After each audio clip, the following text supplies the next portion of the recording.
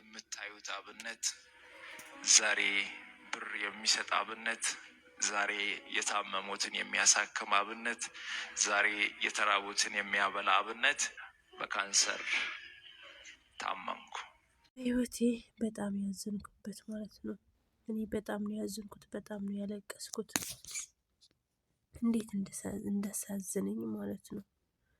ማስተር አብነት በጣም የሚያሳዝን ነገር ነው የገጠመው። ይሄ አይገባው ነበር ለሱ። የምስኪኖች የድሃዎች አባት ነው። ይሄ አይገባው ነበር። በጣም ነው ያዘንኩት ማለት ነው። ሰላም ሰላም፣ እንዴት ናችሁ? እኔ ሰላም ነኝ፣ እግዚአብሔር ይመስገን። በያላችሁበት ሰላማችሁ ብዝዝት ይበልልኝ። እንዴት ናችሁ? ስራ ሁሉ ሰላም ነው? ቤተሰብ እንዴት ናችሁ? ብርዱ እንዴት ነው? የሶስት ቀን ደግሞ ብርዱ በጣም ኃይለኛ ነው። በስማም ይለያል ብርዱ ማለት ነው። ዛሬ እና ትናንትና በተለይ በጣም ብርድ አለ። ሪያድ ያላችሁ ማለት ነው። ያው ሪያድ ሙቀት ሲመጣም ያው ነው፣ ብርድ ሲመጣም ያው ነው። ሁሉም አስቸጋሪ ነው። እና እንዴት ናችሁ? ያው ማስተር አብነት እንደምናየው በጣም ከመጥፎ ነገር ነው ያለው ማለት ነው። ይህ በሽታ ደግሞ እግዚአብሔር አምላክ ይጠብቀን ከዚህ በሽታ፣ ከዚህ መጥፎ በሽታ ማለት ነው። እሱም እግዚአብሔር አምላክ ምሕረት ይላክለት፣ ይፈውሰው። የድሃዎች አባት፣ የምስኪኖች አባት፣ ለሰው አዛኝ፣ የእናቶችና የአባቶች ምርቃን ይድረሰው፣ ይፈውሰው። ሌላ ምንም የሚባል ነገር የለም። እኔ እንዴት እንዳሳዝነኝ ማለት ነው። ጭራሽ አልቻልኩም ማለት ነው። እሱ ጋር ያለቀስኩት በጣም ነው ያሳዝነኝ። እኔ የሚገርመኝ ይሄ በሽታ ደግሞ በቃ ሀገራችን ጭራሽ እንዳለ ተሰራጭቷል ማለት ነው። ያው ድሮ ካንሰር ሲባል አንድ ሰው ካንሰር ይዞ ሲባል በቃ በጣም እንትን ነው የነበረው። አሁን ግን በቃ እንዳለ ካንሰር፣ ኩላሊት፣ ደም ግፊት የሚባል ነገር በቃ ሄደውናል ማለት ነው። እግዚአብሔር አምላክ ግን ከዚህ መጥፎ በሽታ ይሰውረን፣ ይጠብቀን። ሌላ ምንም የሚባል ነገር የለም። ማስተር አብነት ደግሞ ይህ በሽታ ለሱ አይገባም ነበር። ስንት ኃጢአተኛ አለን፣ ስንት ለራሳችን የምንኖራለን። እሱ ግን ለብዙ ነው የሚኖረው፣ ለብዙ የስንት ጉሮሮ ነው እሱ እንትን የሚለው፣ ለስንት እንባ ነው የሚያብሰው፣ ለስንት ምስኪኖች ነው የሚያበላው፣ ለስንት ምስኪኖች ነው የሚረዳው።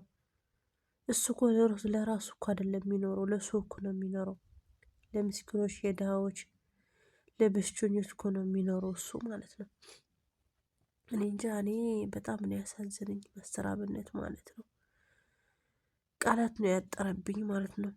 እኔ በቃ መጀመሪያ አሞኛል ምናምን ስል እኔ ይሄ በሽታም አልጠበቅኩትም ነበር። ምክንያቱ በጣም ጥሩ ሰው ነው። ይሄ በሽታ ለሱ ስለማይገባ ማለት ነው። ያሞኛል ጸሎት አድርጉልኝ ስል ይሄ በሽታ እኔ አልጠበቅኩትም ነበር ጭራሽ ማለት ነው። ያው ቀላል ነገር ነው የመሰለኝ። እኔ እንደዚህ በካንሰር በሽታ እየተሰቃየ አልመሰለኝም። ግን ለከሱ የራሱን ቁስልና የራሱን በሽታ ደብቆ ነው ምስኪኖችና ድሃዎች እንባ እያበሰ የሚውለው ማለት ነው። አልተኛም፣ አልወደቀም። እየዞረ የከፋው የተራበ የታመመ እያየ ነው እሱ ቢሆንም ቢታመምም አልተኛውም አለ። በጣም ነው የሚያሳዝነው። እግዚአብሔር አምላክ ለልጆቹ ሲል ያኑረው፣ ጤናው ይመልስለት። ግን እኔ በቃ አንድ ነገር ምለው ጸበል ቢሄድ ይፈወሳል። በቃ ግን እኛ ምንድነው ችግራችን? ሰዎች ወደ ሐኪም ቤት ነው የምንሮጠው። ወደ ጸበል ከሄደ ግን ስውራ ማርያም ይፈወሳል፣ እግዚአብሔርን ይፈወሳል፣ ወደ ድሮ ጤናው ይመለሳል። ሐኪም ቤት ብቻ መሄድ አይደለም፣ ስውራ ማርያም ጸበልም ከሄደ ይፈወሳል። ያው እንዳለው እግሬ መጀመሪያ ይቆረጥ ተብሏል አለ። አሁን ግን ደህና ሆኛለሁ አለ። እግዚአብሔር አምላክ ደግሞ ሙሉ ጤናውን ይመልስለት። ወደ ውጭ ሀገርም ሊሄድ ነው ልታከም እያለ ነው። እግዚአብሔር አምላክ ሙሉ ጤናውን ይመልስለት። የልጆቹ ጸሎት ይርዳው። የህዝብ ጸሎት ይርዳው። የአባትና እናት ምርቃን፣ ይህ ሁላ እንባ፣ ይህ ሁላ ድሃ እየሸፈነ ነውና የእነሱ እንባ ይርዳው። የእነሱ ጸሎት ይርዳው። የእነሱ ያው ለአንዲት ቀን ብትሆን እንኳን እሱ ከእናት ጋር አልቅሶ፣ ከአባት ጋር አልቅሶ፣ ከወንድም ጋር አልቅሶ፣ ከድሃ ጋር አልቅሶ፣ ከተቸገሩ ጋር አልቅሶ ማስተር አብነት ማለት ብዙ ነገር እየሰራ ነው ያለው ኢትዮጵያ ውስጥ ማለት ነው። እና የህዝቡን ጸሎት፣ የልጆቹ ጸሎት እግዚአብሔር ይፈውሰው ከዚህ በሽታ፣ ከዚህ መጥፎ በሽታ እግዚአብሔር አምላክ ይፈውሰው። ሌላ ምንም የምለው ነገር የለኝም። እኔ ነው ጸሎት ማድረግለት ማለት ነው። እንዴት እንዳሳዘነኝ፣ እንዴት እንደበላኝ ሆዴ ማለት ነው። ወይ በስማ ይህ በሽታ ይህ ደግሞ በጣም መጥፎ በሽታ ነው። መጥፎ በሽታ ነው ይህ በሽታ ማለት ነው። ምንድነው የምንለው? ቃላት አጠረን እኮ ቃላቱ ካጠረን በጣም በጣም ነው የሚያሳዝነው። ይህ በሽታ ለሱ ማለት አይገባው ነበር።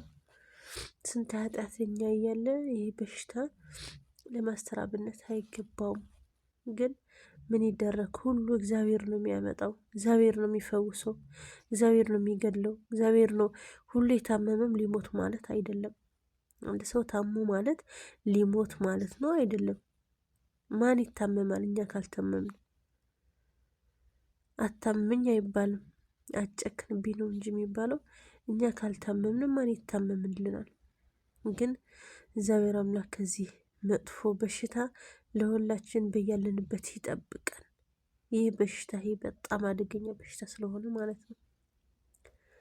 ግን ያው መጥፎ በሽታ ይሄ ከሀገራችን እግዚአብሔር አምላክ ያጥፋው፣ ከምድረ ገጹ ያጥፋው። ይህ በሽታ ማለት ነው በጣም አደገኛ በሽታ፣ መጥፎ በሽታ ነው ይሄ። ማስተር አብነት ደግሞ እግዚአብሔር አምላክ ምሕረት ይላክለት፣ ይፈውሰው።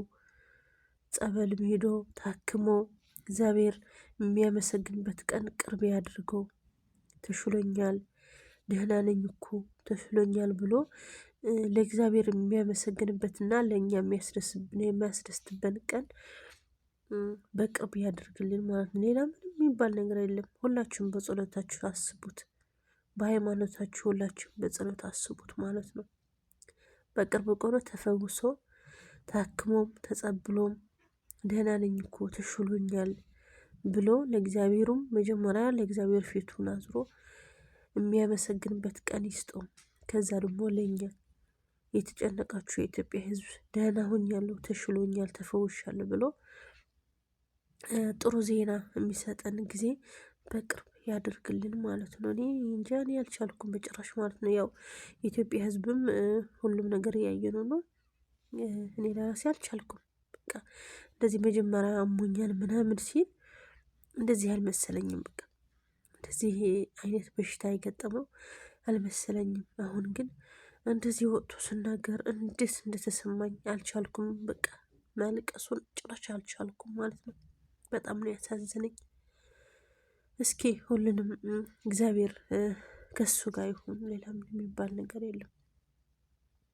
ባለፈው የሆነ ወንድማችን እንደዚህ ታሞ ማለት ነው ታሞ ያው የነበረው ቤት ሽጦ የነበረው ንብረት ሽጦ ቤተሰቡም አባትና እናትም የነበራቸው ንብረት ሽጠው ምንም ያልተደረገ ነገር የለም ማለት ነው። ለሱ ለማሳከም ያልሄድኩት ነገር የለም። ሕክምና ጥቁር አንበሳ ይሁን እስከ በቃ ያልዘርጉት ነገር የለኝም ሐኪም ቤት አለ። ጭራሽ በቃ ንብረቴን ነበር ሽጬ ከዛ ደግሞ እርዱኝ ብዬ ተረድቼ ወደ ብዙ ሐኪም ቤት ነው የሄድኩት አለ። በቃ ወደዚህ ሕክምና ሄዳለሁ 500,000 600,000 ይከፈላል። ወደዚህ ሄዳለሁ 200 300,000 ይከፈላል። ያልሄድኩት ሐኪም ቤት የለም አለ። በቃ ደከመኝ አለ። በቃ ወደዚህ ስል የራሴ ንብረት ጨረስኩ፣ የራሴ ቤት ሸጥኩ፣ የእናትና አባቴ የቤተሰብ ንብረት ጨረስኩ። ሲደክመኝ ወደ ጸበል ሄድኩ። ጸበል ሄጄ ግን በሳምንት ነው የተፈወስኩት አለ። ሰወራ ማርያም 1 ሳምንት ታጠብኩና ጠጣሁ። ሄጄ ስመረመር ነጻ ተባልኳል። እና ለማስተር አብነትም እንደዚህ ያድርግለት ማለት ነው። እግዚአብሔር አምላክ ይፈውሰው። እኛ በቃ ወደ ሐኪም ቤት ብቻ ነው የምንሮጠው። ግን ከሐኪም ቤት ጋር ትክክል ስንታመም ሐኪም ቤት መሄድ አለብን። ከሐኪም ቤት ጋር ደግሞ ጸበልም እንጠጣ እንታጠብ። ጸበልም ሊፈውሰን ስለሚችል ማለት ነው። አሁን ክኒና ወጠን ራሳችን ሲያመን ክኒና ስንወጥ ይተወናል አይደል? ጸበልም እንደዛ ሊፈውሰን ይችላል። ስለዚህ ሲያመን ሐኪም ቤት ብቻ መሮጥ ሳይሆን ወደ ጸበልም ምናምንበት ጸበልም ሄደን መጸበል አለብን ማለት ነው። እና ውድሽዬ ከዚህ መጥፎ በሽታ እግዚአብሔር አምላክ ይጠብቀን።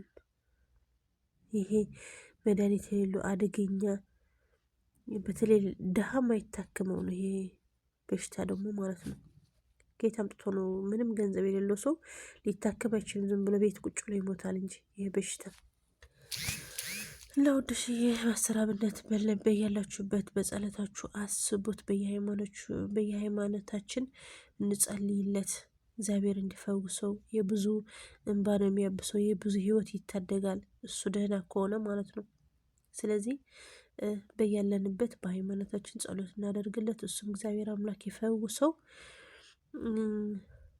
እና ምንድነው ማለት የምፈልገው ጸሎት አድርጉለት፣ በቃ ጸሎት አድርጉለት በያላችሁበት።